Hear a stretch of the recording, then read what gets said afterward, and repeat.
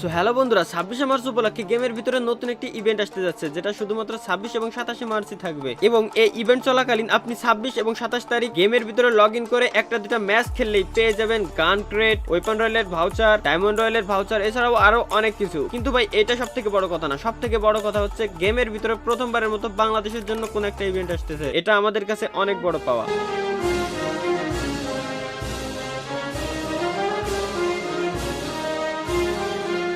তো হ্যালো বন্ধুরা, আশা করি সকলেই খুবই ভালো আছেন। তো বন্ধুরা, আজ আমি আপনাদেরকে শেখাবো ফ্যাক্টরি কিভাবে হ্রাস করতে হয়। না বিসমিল্লাহ বলো, দেখছি মানে বোঝা হয়ে গেছে কি হবে না বাকি।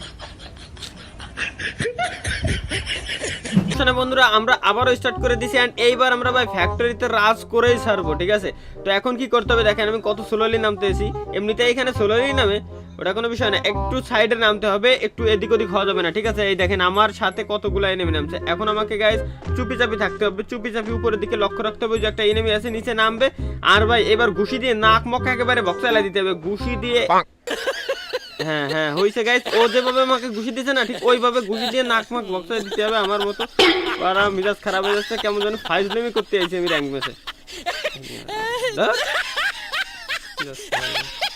সো গাইস, আপনি যদি ফ্যাক্টরির কিং হইতে চান বা ফ্যাক্টরি রাজ করতে চান, তাহলে আপনাকে কি করতে হবে জানেন? সিধা ফ্যাক্টরি থেকে 360 ডিগ্রি অ্যাঙ্গেলে ঘুরলি দিয়ে এইভাবে ক্লক টাওয়ারে নেমে যেতে হবে। কারণ ভাই আগে আমাদের ক্লক টাওয়ার রাজ করা শিখতে হবে, ঠিক আছে? তাহলে আমরা পারবো ফ্যাক্টরি রাজ করতে। তো ক্লক টাওয়ারে মোটামুটি আকারে এখানে লুট ফুট নিয়ে নিলাম। আর এখন ক্লক টাওয়ার শেষ করার পরে আমরা ফ্যাক্টরিতে আসছি, এখানে একটা এনিমি দেখতে পাচ্ছি। তো ওইটাকে পাট্টাটা হেডশট দিয়ে একেবারে শেষ করে ফেলছি গাইস এখন ওইখান থেকে, ঠিক আছে? তো এখন একটু গুল্লি মুল্লি দেবো আমি এখান থেকে, কারণ এটাকে পরে এডিট করে আমি মন্টেজ ভিডিও বানাবো, ঠিক আছে? পরে মন্টেজ ভিডিও বানাবো, ঠিক আছে? তো হয়ে গেছে আমাদের এখন ফ্যাক্টরি প্রায় আমাদের রাজ করা শেষ ভাই। ওই হেডশটটা দিছি মানে আমরা এখন রাজা, ঠিক আছে?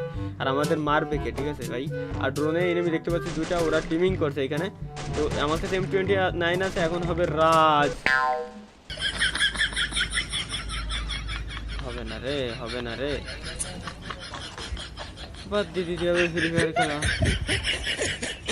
রাজা নয়, খয়রাতির মতো বাঁচার চাইতে ফ্রি ফায়ারই বাদ দিয়ে দেবো। তো বন্ধুরা, আপনি সাপোজ র্যাঙ্ক ম্যাচ খেলতেছেন ডুওতে, ঠিক আছে? আর আপনার সাথে মানে আপনাদের দুইজনের সাথে প্রচুর পরিমাণে এনিমি আসছে ভাই, প্রচুর পরিমাণে। তো তখন আপনি কি করবেন? তখন ভাই কিছু না, সিধা আপনার অ্যাঙ্গেলটাকে চেঞ্জ করে 360 ডিগ্রি অ্যাঙ্গেলে ঘুরায় নেবেন আপনি যে লোকেশনে যাচ্ছেন ওইখান থেকে। তো এরপরে চলে যাবেন, দেখবেন আগে গান টান পান নাকি কোনো জায়গা ভাই। যদি গান পেয়ে যান তাহলে ঘরের ভিতরে আপনি একটা কাজ করতে পারেন, চুপটি করে বসে থাকতে পারেন, অথবা গান টান মোটামুটি আকারে নিয়ে এনিমি যদি থাকে তাহলে ভাই যে আমার মতো এভাবে হালকা করে রাশ করে দিতে পারেন। আর বালপাকনা যদি টিমমেট থাকে তাকেও বলেন রাশ করতে। কারণ কি শুনবেন, বালপাকনা টিমমেট যদি থাকে তাকে রাশ করতে কেন বলবেন? তার আগে এনিমিটাকে আমি শেষ করিনি, এনিমি একটু লাফাচ্ছে বেশি, ঠিক আছে? ওরে ওরে ওরে জুম করে মারতে হবে। হ্যাঁ, এটাকে আমি অলরেডি ডাউন করে দিছি গাইস, ঠিক আছে?